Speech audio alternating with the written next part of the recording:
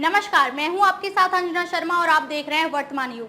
तो आइए शुरुआत करते हैं आज की खास खबर से। संत सनातन कुंभ में 9 जुलाई को दिल्ली संत महामंडल की बैठक होगी। बैठक के बाद दिल्ली संत महामंडल के राष्ट्रीय अध्यक्ष श्री महेंद्र नारायण गिरी महाराज का अभिनंदन होगा। श्री दूधेश्वर पीठाधीश्वर श्री पंच दशनाम जूना अखाड़ा अंतर्राष्ट्रीय प्रवक्ता, दिल्ली संत महामंडल के राष्ट्रीय अध्यक्ष व हिंदू यूनाइटेड फ्रंट के अध्यक्ष श्री महेंद्र नारायण गिरी महाराज ने दिल्ली संत महामंडल राष्ट्रीय राजधानी क्षेत्र के अध्यक्ष के रूप में 1 वर्ष का कार्यकाल पूरा कर लिया है। उनके नेतृत्व में संस्था ने धर्म अध्यात्म के साथ समाज सेवा के कार्यों में भी देश ही नहीं पूरे विश्व में अपनी अलग पहचान बनाई है। इसी के उपलक्ष्य में सिद्धपीठ श्री दूधेश्वर नाथ मठ महादेव मंदिर में आयोजित 10 दिवसीय संत सनातन कुंभ में 9 जुलाई को महाराज श्री का अभिनंदन समारोह होगा व दिल्ली संत महामंडल राष्ट्रीय राजधानी क्षेत्र की बैठक का आयोजन भी किया जाएगा। मंदिर के मीडिया प्रभारी SR सुथार ने बताया कि महाराज श्री के अभिनंदन समारोह में जूना अखाड़े के अंतर्राष्ट्रीय संरक्षक एवं अखिल भारतीय अखाड़ा परिषद के महामंत्री श्री महेंद्र हरिगिरी महाराज, श्री पंच दशनाम जूना अखाड़ा के अंतर्राष्ट्रीय अध्यक्ष श्री महेंद्र प्रेमगिरी महाराज, आनंद पीठाधीश्वर आचार्य महामंडलेश्वर स्वामी बालकानंद गिरी महाराज, दिल्ली संत महामंडल के संस्थापक स्वामी राघवानंद गिरी महाराज, महामंडलेश्वर नवल किशोर दास महाराज, महामंडलेश्वर स्वामी कंचन गिरी महाराज, कोषाध्यक्ष महेंद्र धीरेन्द्रपुरी महाराज, महामंडलेश्वर साध्वी विद्यागिरी महाराज, श्री महेंद्र सुरेंद्र नाथ अवधूत महाराज, थानापति महेंद्र धर्मेंद्र गिरी महाराज, श्री महेंद्र सोमगिरी महाराज, नारायण दास उदासीन महाराज, महेंद्र दीनबंधु दास महाराज, महेंद्र गिरीशानंद गिरी महाराज, महेंद्र मुकेशानंद गिरी महाराज समेत सैकड़ों संत शामिल होंगे। 9 जुलाई को प्रातः 9 बजे हवन कर हाथरस में मारे गए श्रद्धालुओं की आत्मा की शांति के लिए ईश्वर से प्रार्थना की जाएगी। हवन के बाद दिल्ली संत महामंडल की बैठक होगी, जिसमें पाखंडी तथा कथित बाबाओं के प्रति जनता को जागरूक करने के लिए अभियान चलाने, पर्यावरण संरक्षण के लिए अधिक से अधिक पौधरोपण करने के साथ जनता को भी जागरूक करने, बीमार व लाचार गौ माता की सेवा व इलाज की और गौ सेवा रथ शुरू करने, शिक्षा का प्रचार प्रसार करने के साथ गरीब बच्चों का स्कूलों में एडमिशन कराकर उन्हें किताबें, यूनिफॉर्म आदि उपलब्ध कराने, जरूरतमंदों के लिए चिकित्सा सुविधा उपलब्ध कराने, मंदिरों के संरक्षण व जीर्णोद्धार, सनातन हिंदू धर्म को मजबूत व एकजुट करने के लिए पूरे विश्व में अभियान चलाने आदि पर विचार मंथन किया जाएगा। बैठक के बाद महाराज श्री का अभिनंदन होगा और उसके बाद भंडारे का आयोजन होगा। और इसके बाद अनहद की बात पर रावण को विश्वास नहीं हुआ तो उसकी देखा क्या किया। रावण ने ब्रह्मा से कपड़ा खोल के बतला निकालो, उसका क्या करोगे? कहा मैं जानना चाहता हूँ मेरी मृत्यु किसके द्वारा होगी। ब्रह्मा ने कहा कोई बतला निकालने की जरूरत नहीं है, वैसे ही मैं बता देता हूँ। रावण ने कहा कस्मात् नीलम कर्णम तप्तम राम भक्तुरासी हो। मेरी मृत्यु किसके द्वारा होगी? ब्रह्मा ने कहा क्वेश्चन आया तो राम साक्षात जनार्दन, ज्यादा नहीं करना।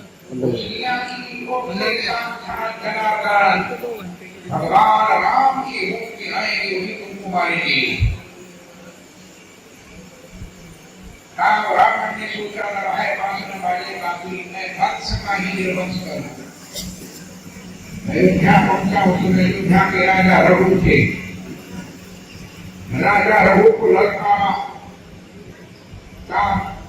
राजा रघु कहीं गए थे, उनका मंत्री निकला। मंत्री से कहा राजा रघु को मैं युद्ध करने लग जाता हूँ और कहीं कोई देर रुक जाओ, अभी आएंगे तो आप युद्ध की इच्छा की पूर्ति हो जाएगी। नहीं हमको बहुत बड़ा है, जल्दी नहीं होगा। दवाएं राजा रघु बता देना कि सीता का चक्रवर्ती नरेश राम आया करवा में थे।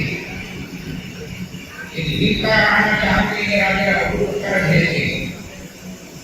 राजा रघु आए तो मंत्री ने बताया कि करवा में रावण आया था, अभी देखा थोड़ा अपने धनुष पर नारायणास्त्र चढ़ाया, नारायणास्त्र चढ़ा करके लंका की ओर छोड़ दिया।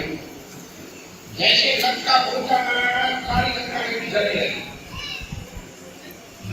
लंका को देखकर रावण बाहर निकला, ये तो राजा रघु का नारायणास्त्र, राजा रघु का नारायणास्त्र उस समय त्रेता में था।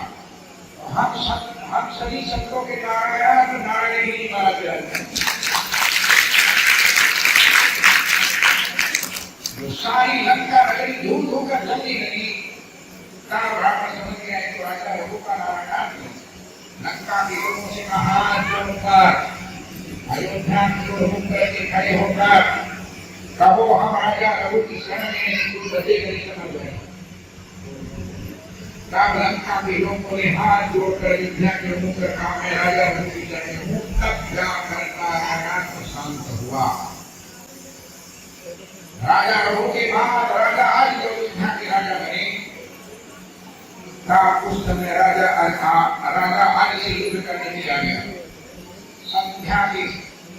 संध्या बंदन कर रहे थे तो पहाड़ को सरयू के किनारे रामायण देखा अयोध्या का राजा को संध्या बंदन करवाए। पीछे खड़ा होकर देखने लगा। संध्या बंदन करते समय अचानक राजा आज ने रोज जल पृथ्वी से फेंकना चाहिए जमीन में उसको पश्चिम दिशा की ओर फेंक दी। अयोध्या के राजा को संध्या बंदन करने के लिए कुछ बोला नहीं। तो संध्या बंदन समाप्त हुआ। राजा आज ने सरयू घाट को प्रणाम किया और पीछे रखने में देखा एक ब्राह्मण था। ब्राह्मण के वेश में रावण को देखकर राजा आज ने प्रणाम किया। कहा ब्राह्मण वेशधारी रावण ने कहा अयोध्या के राजा होकर तुमको संध्या बंदन करने लगा। उस समय आपने जो जल नीचे फेंकना चाहिए जमीन में उसको आप पश्चिम दिशा की ओर फेंक दिए। राजा ने कहा देखो ब्राह्मण देवता मैं संध्या बंदन में बैठा था और हमारे पश्चिम दिशा में प्रतार घाट में गौओं पर शेर ने आक्रमण कर दिया। तो मैंने सोचा मैं जा नहीं सकता। मैं एक आचमन जल शेर को मारने के लिए पश्चिम दिशा के ओर फेंक दिया। बड़ा बढ़िया विषय चल रहा है मेरे ख्याल।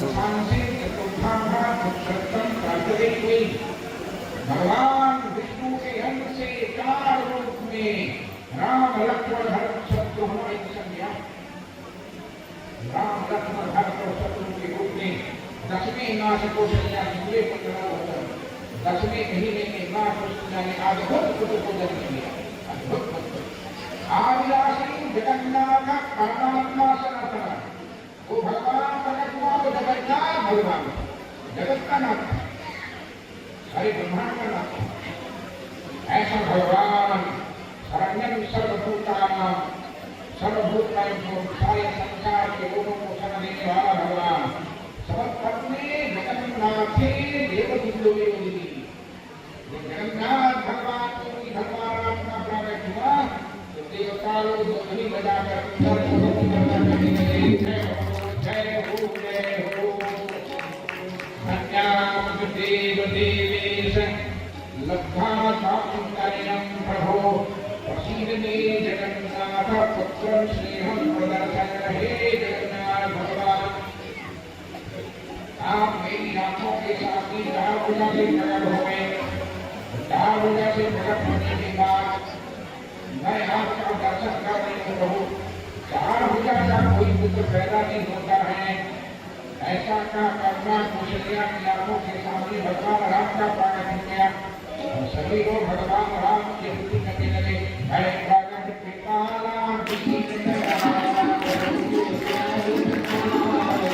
खबरों में अब तक के लिए बस इतना ही। फिर होगी आपसे मुलाकात कुछ ऐसी ही खास खबरों के साथ। तब तक के लिए नमस्कार और देखते रहिए वर्तमान युग।